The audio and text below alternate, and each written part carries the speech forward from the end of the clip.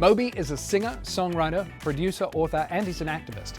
He first made a splash in the pop culture scene back in 1999 with his album Play, and he's gone on to attain worldwide success. I recently got to sit down with him to talk about his activism, his book, and recording his 17th album, All Visible Objects.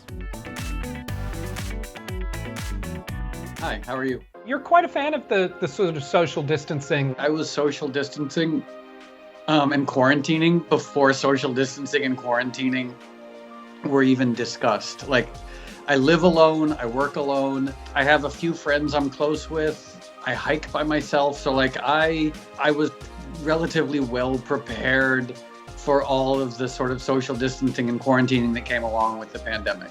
And how is the new album, All Visible Objects? What's the reaction been like? I learned a long time ago, the joy that I get from making records is simply the act of making them. Once they're made and once they're released, I don't read reviews. I don't look at sales figures. I don't read comments. I try to take whatever profits are generated and give them to animal rights organizations.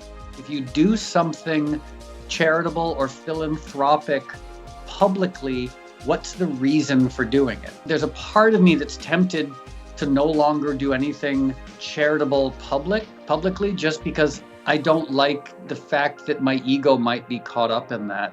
But at the same time, it does draw attention to the issues and the organizations. You're pretty much a one-man band there, but who helps you keep your ego in check if not you?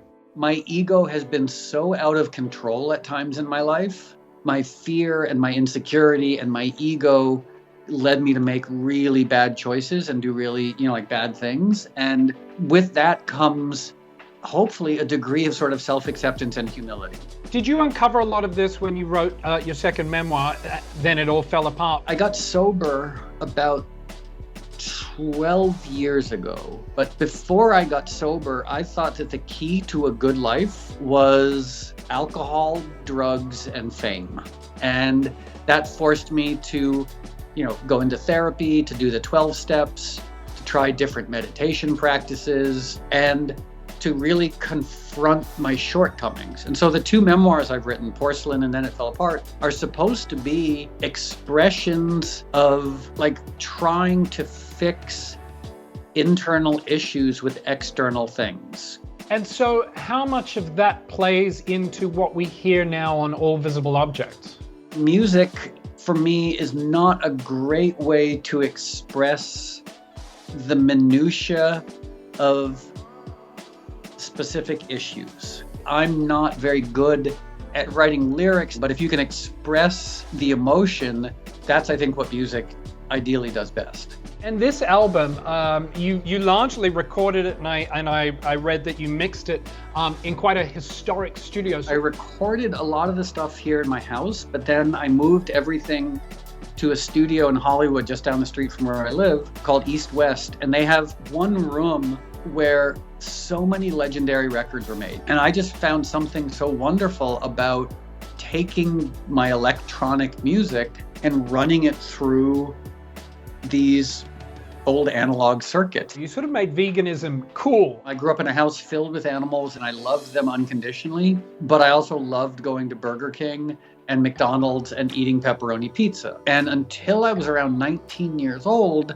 where I was petting a rescue cat named Tucker, all of a sudden I realized that Tucker has two eyes and a central nervous system and a rich emotional life. And every animal has two eyes and a central nervous system and a rich emotional life. And that's when I became a vegetarian. That was 1984. And then in 1987, the vegetarianism just expanded and turned into veganism. What's something that people out there would be surprised to learn about Moby in this day and age? There are a few things that I almost never talk about, and that is God. I very clearly don't know who or what God might be, but I thought of trees. And I was like, you can take a seed the size of my pinky nail and it turns into a 300-foot tall sequoia. If that's God, that's pretty remarkable. And that sequoia cools the air, turns carbon dioxide into oxygen, provides home for creatures, fertilizes the soil. And I suddenly realized my understanding of the divine, of God, is phenomenally complicated, wonderful systems. I have enjoyed this conversation immensely. Thank you so much for giving us your time. The album is out now. Check it out, listen to it. Moby, Richard Melville Hall, thank you so much.